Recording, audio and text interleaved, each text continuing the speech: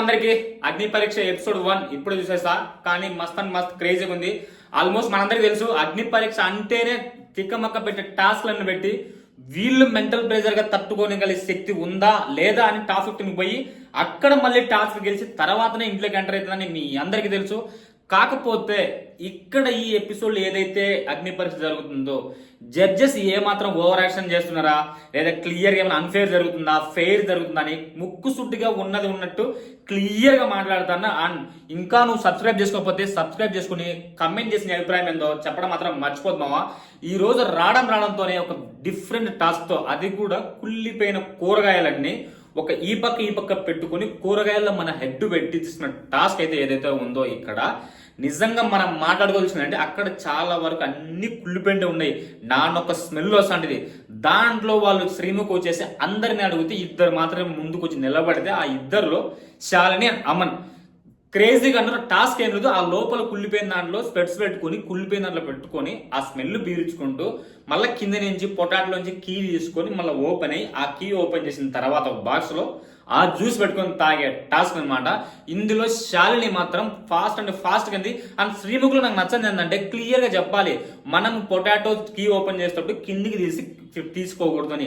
ఆ కొంచెం తడబడినాడు అనమాట. ఫస్ట్ ఏదైతే గట్టిగా షౌట్ చేసిందో దానికి అమ్మని కొంచెం భయపడి క్లియర్ గా మళ్ళీ ఇటు వచ్చి ఆ బెత్తర్ కూడా చూసావా, మనకు స్టేజ్ ఫియర్ అంత ఉండదు. అతను అమ్మని క్లియర్ గా చెప్తున్నాడు, నాకు ఉండేదే స్టేజ్ ఫియర్, దాని వల్లే ఇక్కడ వరకు నేను మాట్లాడలేకపోతున్నా అని ఆ గట్టిగా షౌట్ చేయడంలో క్లియర్ గా సతమతం అయిపోయాడు. ఈ శాలిని గెలిచింది, వెల్ డిజర్వ్ అనిపించింది. ఎందుకంటే ఒక అమ్మాయి అంత ఫేస్, అమ్మాయి అంటేనే గ్లామర్ ఉంటది, అంత లోపల పెట్టుకొని బాగానే ఆడిందప్ప. అండ్ సెకండ్ టాస్క్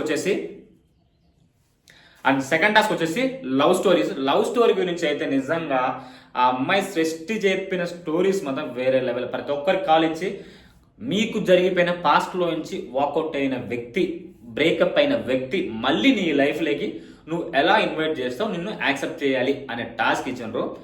ఇది చాలా చెప్పాలంటే వీళ్ళకేం కాదు, ఆపోజిట్ వ్యక్తి ఉన్న వాళ్ళకి చాలా బాధగా అనిపిస్తుంది. ఎందుకంటే ఒక రిలేషన్షిప్ నుంచి పోయిన తర్వాత మళ్ళీ ఏదో ఒక ఎమోషనల్ డ్రామా స్టేజ్ మీద ఆడి వాడు అక్కడ ఫోన్లో బకరాయి మళ్ళీ ఈ షో అంతా అయిపోయిన తర్వాత వీళ్ళు బయటికి పోయి ఇదంతా షో అని చెప్పి చాలా బాధ అనిపిస్తుంది. కాకపోతే ఇందులో శివశ్రేష్ఠి తన ఎక్స్ కాల్ చేస్తే క్లియర్గా తను ఏం చెప్తాడు, వాళ్ళు నువ్వు వెళ్ళిపోయినావు కదా, నాకు వద్దు, ఎక్కడున్నా హ్యాపీగా ఉండని మంచిగా మాట్లాడుతాడు.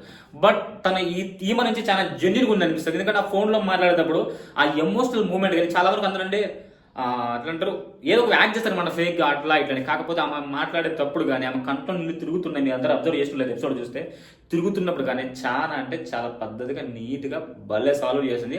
అండ్ జెన్యున్ అనిపించింది ఆ పిల్లని చూసినప్పుడు. మనోడు చెంప మీద కొట్టి అంత తప్పు మన సైడ్ ఉన్నా కూడా మళ్ళీ అమ్మాయి కాల్ చేసింది చూసావా, అక్కడ ఈ అమ్మాయి ఒక మెట్టెక్కేసేసి టాస్క్ వచ్చేసి క్రేజీగా ఉంటుంది. టాటూ వేసుకుని అది కూడా ఫేస్ టాస్క్ వచ్చేసి టాటూ, అది కూడా ఫేస్ మీద కాకుండా హెడ్ మీద వేసుకోవాలని చెప్తారు. ఇక్కడ వచ్చిన చూడు దానికి ఇప్పుడు అగ్ని పరీక్ష అనేది ప్రతి ఒక్క అందరినీ తలరాత మార్చే ఎపిసోడ్.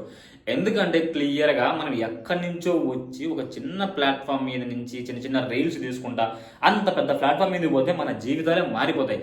అక్కడ జడ్జెస్ ఓవర్ యాక్షన్ చేస్తున్నాం అది సెకండరీ, కానీ మన తలరాత అనేది టర్న్ అయితే నీ లైఫే అంతటితో వేరే లెవెల్లో పడిపోతుంది. క్రేజీగా అంటే క్రేజీగా మారిపోతుంది. నీకు ఒక ఫైనాన్షియల్ నుంచి బయటపడతావు, నీకు ఒక ఫేమ్ వస్తుంది, నీకు కొన్ని ఇన్కమ్ సోర్స్ వస్తుంది, అన్ని వాళ్ళే చూపిస్తారనమాట. దాన్నే అగ్ని పరీక్ష నుంచి బిగ్ బాస్ లేకపోతే దానికోసం ఏదేం చేయాలనుకుంటారు ఒక జీవితంలో, అలాంటి టాస్కే ఇది. ఆ టాటూ హెడ్ మీద ఎత్తుకుంటే ప్రతి ఒక్కరు వెళ్తారయ్యా హెడ్ మీద అంటే. అండ్ తర్వాత వాళ్ళు ఫైనలైజ్ చేసి లాస్ట్ హెడ్ మీద కాదు దీని హ్యాండ్ మీద అంటారు. అండ్ హ్యాండ్ మీద అంటారు. ఆ హ్యాండ్ మీద వేసుకున్నానికి ఒక బెల్ పెట్టి దాన్ని ఎవరినైతే ఫస్ట్ పట్టుకుంటారో వానికే ఈ టాస్క్ అని అంటారు. అది కూడా కృష్ణ ఈ అబ్బాయి డేరుకి మెచ్చుకోవాల్సిన విషయం. ఎందుకంటే గవర్నమెంట్ జాబ్ ప్రిపేర్ అవుతున్నాడు. గవర్నమెంట్ జాబ్ ప్రిపేర్ అయితే కూడా ఇలాంటి టాట్ ఉంటే జాబ్ రాదని తెలుసు. తను ఒకే మాట అన్నాడు, ఏమవుతుందో ఏమో తెలీదు, అది వస్తుందో రాదో తెలియదు, నేను ఈ ప్రెజెంట్లో నేను దీనికి 100% ఎఫర్ట్ పెట్టాలనుకుంటున్నా, జాబ్ సంగతి తర్వాత లేకుండా పర్లే, నేను బిగ్ బాస్ కోసం ఏదేం చేయాలనుకుంటున్నా అని టాటూ వేయించుకున్నాడు. ఆ టాటూ ఏం తెలుసా,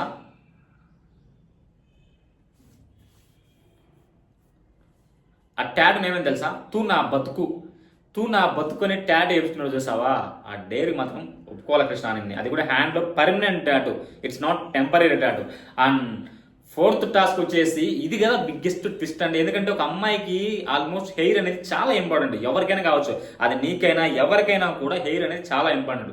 ఈ బాగి తూలి అనే ఈ అక్కుని చూసావా, చాలా వరకు అమ్మాయిలు అక్కడ పోయినంత నేను ఎపిసోడ్ చూస్తున్నా, ఈ అమ్మాయి ఏమైనా ఫేక్ ఏమైనా యాక్ట్ చేస్తున్నారా లేదా ఊరికి ఇంతసేపు అంటే అందరూ పోతారు కదా, అందులో కొంతమందిగా సెలెక్ట్ అయితే ముందు లేచి స్టేజ్ మీద పోతే చాలు అనుకునే వాళ్ళు చాలా మంది ఉంటారు.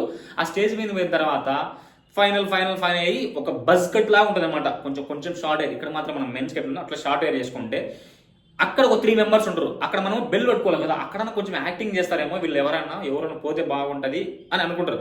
ఆల్మోస్ట్ అక్కడ అందరికీ లాంగ్ ఎయిర్ ఉన్నాయి. అందులో నేను బాగా తుల్లిని అక్కడ అబ్జర్వ్ చేసిన ఫాస్ట్గా పోయి ఎత్తుకుంటుంది.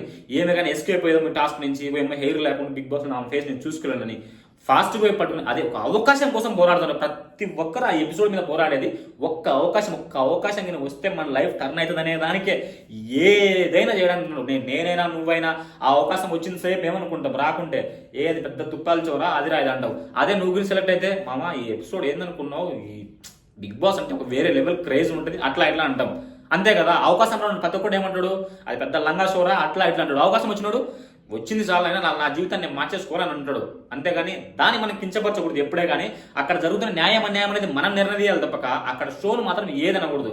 ఎందుకంటే గత సీజన్లో కళ్యాణ్ పడాల ఏమే కానీ సాధారణంగా వెళ్ళి ఈరోజు సెలబ్రిటీ స్టేటస్కి వెళ్ళి కవర్ ఫోటోస్ కానీ వేరే లెవెల్గా లైఫ్లో క్లిక్ అయి ఉన్నాడు.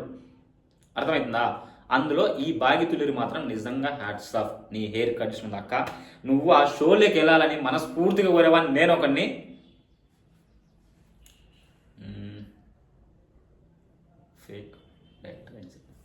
అండ్ నువ్వు ఎప్పుడైనా కూడా ఇలాంటి అగ్ని పరీక్ష షోలో ఇలాంటి టాస్క్ పెడతారని నేను ఒక్కసారి కూడా కల్లో కూడా అనుకోలేదు మామ. ఎందుకంటే క్లియర్గా అక్కడ మన తలరాత డిసైడ్ చేసేది ఒక 6 గ్రీన్ కార్డ్స్ అన్ని పెడతారనమాట. దాంట్లో ఎగ్జిట్ అనేది ఉంటుంది లేదా టాప్ 15 కానీ ఉంటుంది.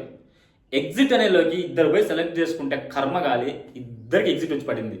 ఇది మాత్రం లిటరలీ షాక్ అవుతుందండి. అయితే మన తలరాత ఏంటంటే మనకు కష్టపడితే రిజల్ట్ ఫెయిల్ అయితే హ్యాపీ, ఎందుకంటే మనం కష్టపడినాం ఈసారి ఫెయిల్ అయినా నెక్స్ట్ ఛాన్స్ ఉంటుంది అనే ఒక హోప్ ఉంటుంది.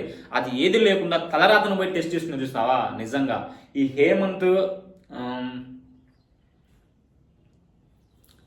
హేమంత్ ఈ వెంకటేష్ మాత్రం నిజంగా హేమంత్ కొంచెం లక్ ఎక్కడో కలిసి వచ్చిందంటే. ఎందుకంటే నిజం చెప్తున్నా, ఈ హేమంత్ ఎప్పుడైతే సెలెక్ట్ చేసినప్పుడు వాళ్ళ ఫాదర్తో సరిగ్గా మాట్లాడలేదు, ఏమన్నా ప్రీవియస్ కంటెంట్ క్రియేషన్ చేసి ఏమైనా వీడియో చేసినట్టే లేదు, ఏమైనా ఒక ఫీల్డ్లో ఏమైనా రాణించి పైకి వచ్చినట్టే లేదు. జస్ట్ ఆడిషన్ చేసిండు, సెలెక్ట్ చేసిండు, ఇంత చిన్న గొడవలు రియాలిటీకి వచ్చి స్టేజ్ మీద వచ్చి ఈ రోజు లక్ కూడా టెస్ట్ చేసి మనోనికి ఆ పోయి ఆ షీట్లోకి వచ్చి పెట్టింది. నిజంగా ఈ వెంకటేశ్వర వ్యక్తి ఫస్ట్ అంతా ఆడిషన్ చేసి యాక్టివ్ ఫీల్డ్కి వచ్చి జస్ట్ లక్ టెస్ట్ చేయకుండా ఆ వాకౌట్ అయినాడు. ఇలాంటి టాస్క్లు అండ్ అది టాస్క్ లో కూడా లక్ వచ్చిన తర్వాత ఇద్దరికి ఎగ్జిట్ వచ్చి మళ్ళీ ఫేస్ ఆఫ్ తీసుకొని అక్కడ మట్టిలో మట్టిలో చిన్న గ్రీన్ కార్డ్ ఉంటుంది. ఆ గ్రీన్ కార్డ్ ఎవడైతే పట్టుకుంటాడో ఆ గ్రీన్ కార్డ్ పట్టుకున్న వానికి 15 డేస్లోకి లేకుంటే ఇంటికి. ఆ టెస్ట్ ఈ టాస్క్ మాత్రం నిజంగా క్రేజీగా ఉంది. ఫేట్ తలరాత చేసేసుకుంది. అలాంటిది మనకు ఒక రాత వస్తే లైఫ్ ఎప్పుడో మారేది. అండ్ నా ఈ వీడియోలో క్లియర్ కట్గా నీకు చెప్పేది ఏంటంటే ముక్కు సూటిగా ఉన్నది ఉన్నట్టు స్వీట్ అండ్ షార్ట్గా విత్ ఇన్ 10 minutes నా ఫుల్ బ్లాగ్ ఉంటుంది. దయచేసి మావా నువ్వు చివరి వరకు చూసి నీ అభిప్రాయం ఏమనిపించిందో ఈ రివ్యూస్ మీద కమెంట్ చేసి సబ్స్క్రైబ్